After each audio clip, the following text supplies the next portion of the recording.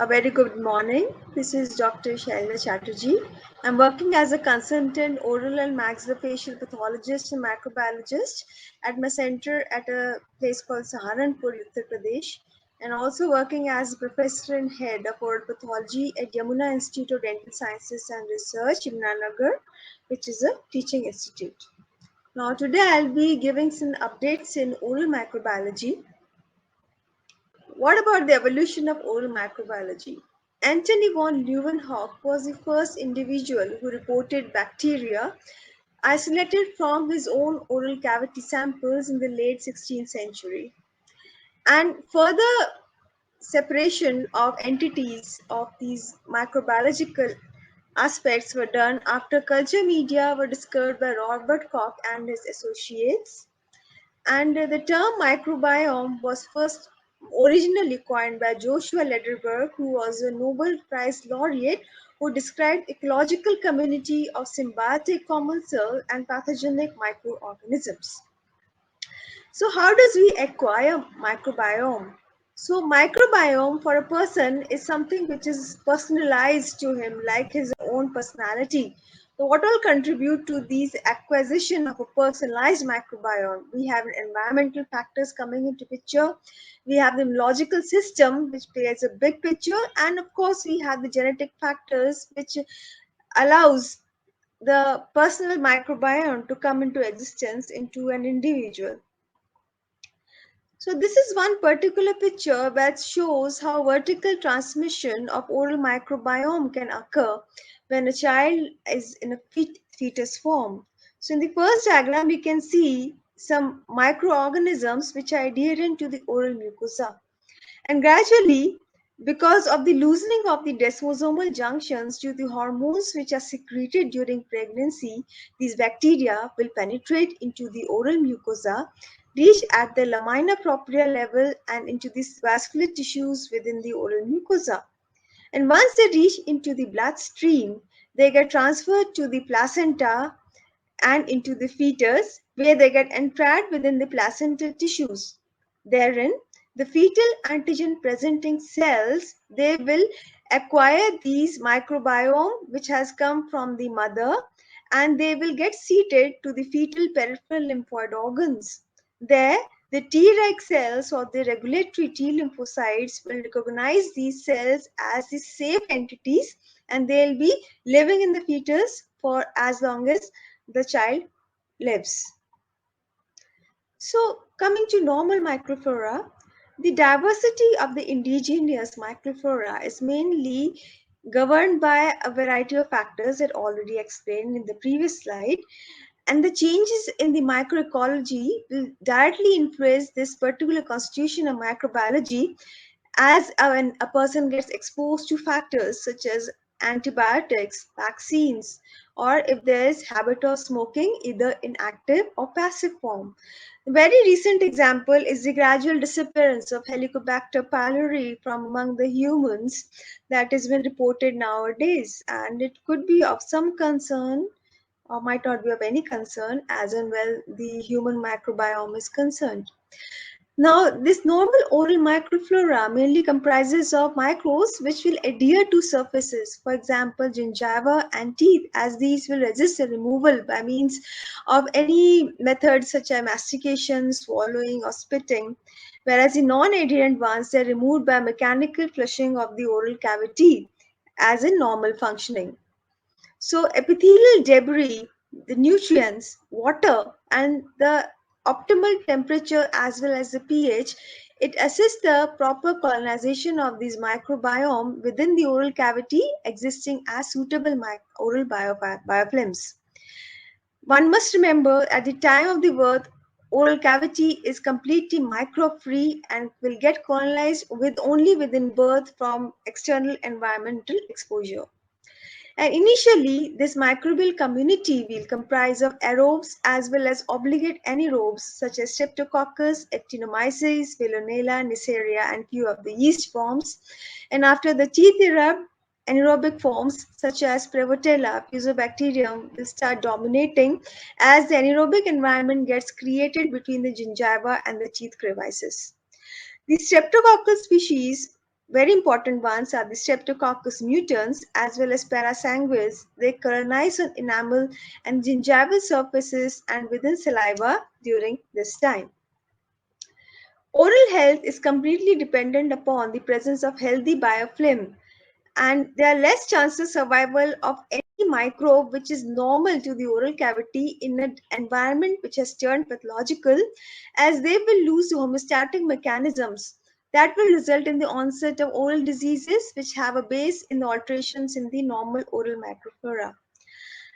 The organisms which are already homostasizing in the oral cavity remain there by a phenomenon known as pleomorphism, wherein the microbes will alter themselves from a host friendly to pathogenic state in response to an adverse environmental condition, or when a person is consuming any antimicrobial substance such as an oral antibiotic which can alter the state. So pleomorphism will help some of these normal microfloral organisms to survive in the pathogenic environment. So this is one particular diagram that I have taken from a journal. So you can see on one side there's a healthy gingiva, the intact sulcus, but on the other side we have a periodontitis affected condition in which there is bacterial invasion resulting in inflammation and immunological response which will result in alveolar bone resorption. That is what periodontitis in clinical term means. But how actually this is happening? The invasion of the bacteria occurs by a means of a phenomenon known as quorum sensing, in which autoinducer receptors are very important. I'll be dealing with this particular term in the next slides. Then inflammasome will also come into picture. Inflammasome is a entity in which all the inflammatory mediators, which includes your interleukins, the cytokines, apoptotic proteins, they all come into picture.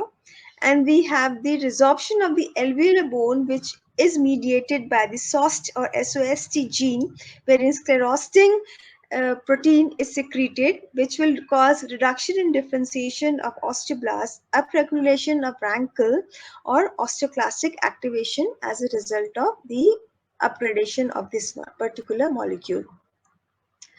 So there's something known as a normal distribution. If I move on to the certain briefly into the mechanism. So inhabitation of any site within human body by any microflora is completely dependent upon its adaptation to that particular environment or due to drifting to neighboring areas or tissues. This is normal distribution, and this is what leads to the formation of synergistic association between different organism in a particular biofilm, namely oral microbiofilm that we are discussing today. And the biofilm will be constituted by various bacterial and fungus species, and this particular biofilm maintenance as well as development is done by means of a mechanism known as quorum sensing. A few examples of quorum sensing are the peptide autoinducers like autoinducer 2, acyl homoserine lactose, and fungal QS system, which are mainly used by these organisms to sustain themselves and the entire biofilm community. The autoinducer pathway is mainly used by Streptococcus gordoni and Porphyromonas gingivalis to maintain themselves in an oral microfilm. Streptococcus gordoni is very important because it minimizes gentle plaque formation due to its ability for producing hydrogen peroxide, which normally is fatal for growth of any pathogenic bacteria, especially Actinomyces naslundi. So that is why these particular common cell bacteria need to be there in the oral cavity.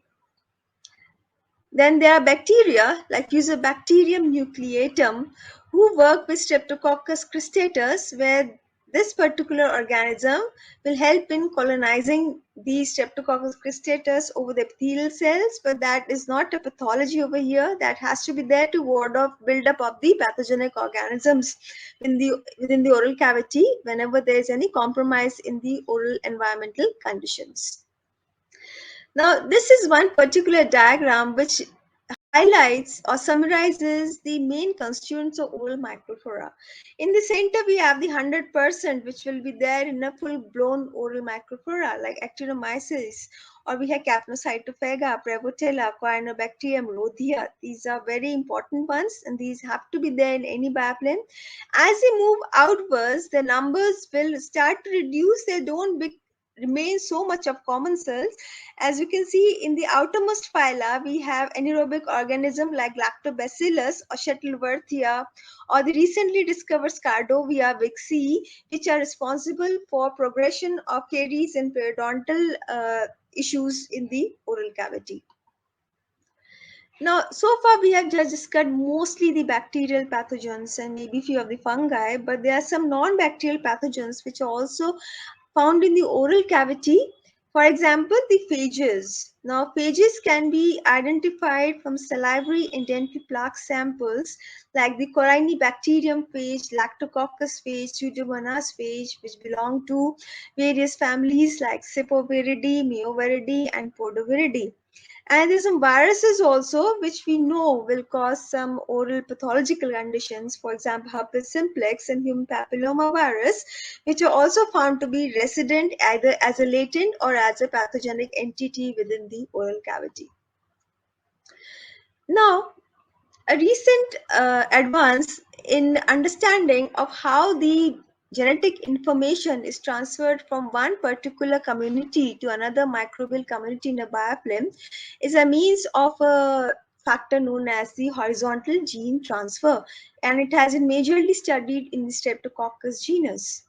Now, what happens in here, most of the gram positive and some of the gram negative bacteria which reside within the oral cavity, they release membrane-bound vesicles which contains polysaccharides, protein, DNA, plasmid bond, antibiotic resistance genes, as well as some of the genes responsible for virulence. Most important ones are these antibiotic resistance characters, which are present on mobile elements on genes known as transposomes. Very important example is of the transposon 916, which carries several of these resistance genes, and they act as a primary factor for transfer of information on how to contain the antibiotic resistance within the bacterial colony that has been mutated because of the repeated exposure to some particular antibiotic. Vertical transmission, I have already discussed. Helicobacter pylori is a very important one. And when we talk of oral cavity, the mother to child streptococcus transfer is a well documented and researched upon topic, where some of the species of the streptococcus have been found commonly among the mother as well as the child. Now, since we have discussed some of the basics like the evolution of the biofilm, how the biofilm sustains itself, what it needs to be doing within itself to maintain the altered information, there are also some laboratory techniques which will help in identifying. Now, the traditional temperature-based techniques like gel-based techniques, which include denaturing, gel electrophoresis, temperature gradient electrophoresis, or restriction fragment length polymorphism have been used in microbiology to study these organisms. Polymerase chain-based reaction is now a routine procedure where you can use the conventional PCR, you can use the quantitative real-time method, or the repetitive element-based PCR where you break particular gene into numerous components and do a proper array study, or terminal RELP or sequence typing. These are some of the techniques which have been used to study the microbiome, especially nowadays when we are into the human microbiome project at present. 16S ribosomal RNA is an important component in most of the eukaryotic organisms. Maybe that could be a bacteria or a fungus. So if one studies 16S ribosomal RNA and sequences it, then you can find out some of the homology and alterations and commonalities in the transfer of these organisms from one person to another, or as a means of horizontal or vertical transfer. However, these molecular techniques that I have been dwelling upon, like the PCR amplification and 16S ribosomal RNA gene sequencing, have not been able to detect many bacterial species. For example, the Scardovia, which is now considered to be one of the main organisms apart from mutants group to cause dental caries. Metagenomics is coming into picture. Now, what here is done, the entire DNA constitution of a particular microbial community is isolated and it's studied. So you were studying the metabolomics of that particular organism, how it metabolizes. This eliminates the requirement of the extensive culture that needs to be done, and of course the amplification by PCR. And later on, all these metabolic studies can be combined together and they can be studied as a form of DNA microarray, which will give more extensive and very wide information within the microbial communities within any biofilm. Often recently, some next generation sequencing platforms have been introduced, like the Illumina or the nanopore methods or pyrosequencing. These are more specific and sensitive methods, though they are only used in some of the funded institutes. So unless they are available on a wide scale, it is very difficult to bring out research into oral microbiome from various areas of study. Now here I've taken a classification which will dwell upon the targets for the pharmacological management against the microbial disease within the oral cavity.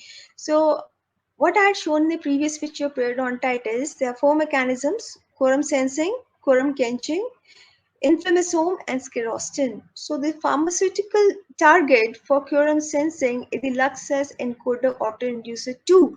How it acts? It acts by using up the amino acids as well as the short peptide derivatives as an autoinducer in the gram-positive bacteria. Quorum quenching is when the passage of information stops. So here the target is the S-adenosyl methionine and S-adenosyl cysteine. So basically we are targeting DNA over here. So as a result of which there will be inhibition of the generation of any signals for further gene transfer. Inflammasome, the pharmacological target is a sulforamine, which causes inhibition of the caspase 1 proteolytic activation, interleukin 1 beta maturation, and also regulates the down-regulation of some of the inflammasomes, which leads on to the inflammatory pathway in inflammatory, chronic inflammatory state in particular.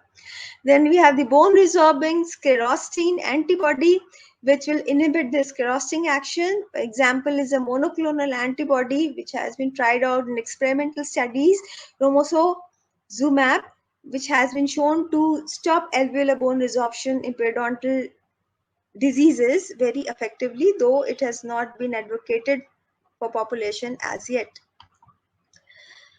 So that was the oral periodontitis, dental caries. Now I'll move on to a very particular portion of oral pathology, a favorite for many, the oral squamous cell carcinoma. So what actually happens in the oral microflora in squamous cell carcinoma? So we all know squamous cell carcinoma is a disease where inflammation plays a big role. And we all know inflammation has a defensive mechanism which acts by restoring the injury to a particular tissue and also eliminate the pathogenic agent as well. Now, when there's inflammatory condition, if it is a transient nature, it is the body's defense against any particular pathogen. But if this inflammatory process is persistent, it can lead to development of cancer. So what happens when there is an alteration in microflora? There will be a balance in the bacterial communities which gets disrupted, resulting in dominance of pathogen, which results in an inflammatory defensive response in human body. For example, Porphyromonas gingivalis, which is an obligate anaerobic organism, and its end products have been definitely associated with chronic inflammation. If this inflammation that is occurring is unregulated and is continuous in nature, becomes chronic, it can induce transformation into malignancy within the surrounding tissues. And since it involves a variety of inflammatory factors and signaling pathways, for example, your interleukin or your cell cycle inhibitors. The chronic inflammation tends to work very effectively in carcinogenesis, tumor growth, epithelial mesenchymal transition, angiogenesis, as well as in metastatic spread. And we all know a tumoral microenvironment is hypoxic. And it is also of common knowledge that all of the bacteria which are there specifically in oral cancer, they are anaerobes. So that is where they thrive. These pathogenic bacteria, they will promote the occurrence and development of the malignant tumors and also further leading to promotion of growth of specific bacteria within the cancerous tissues. So this is one particular taxonomic profile that I have taken from a journal. You can see here what happens in squamous cell carcinoma with comparison to control at the genus level. The red ones are the bacterial populations which are said to be overexpressed by when there is carcinoma existing. For example, Aggregabacter, or we have Fusobacterium or Streptococcus, even Treponema, which is a spirochetal organism.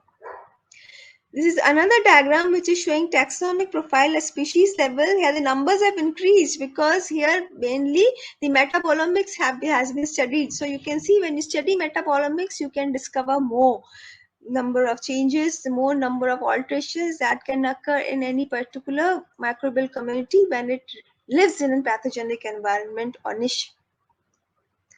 So this is one particular diagram which is showing alterations in oral microflora in squamous cell carcinoma. On one side, we have the healthy species and the side we have pathogenic species. So when a person has squamous cell carcinoma, the healthy species are found to reduce, whereas the pathogenic species are found to be increased. Among the species which show decrease are Streptococcus oralis, Corynebacterium, and among the pathogenic bacteria, which shows an increase of Fusobacterium nucleatum, Porphyromonas, Campylobacter, etc. So what happens when they shift from the healthy to the pathogenesis? It will promote the progression of the cancer. It will trigger the inflammatory process. It will also play an engaging role in further enhancing the periodontitis, which is existing in cancer patients most of the time, and it will also cause abundance growth within the tumor site. So basically, when you see a patient with squamous cell carcinoma, you are dealing with an altered microbiome, which in itself is furthering the disease progression, maybe metastasis at some stage. So that will be my presentation for today. I've just taken an overview of most of the critical aspects of oral microbiology, which must be understood when we are trying to dwell into this area. Thank you for your patient listening.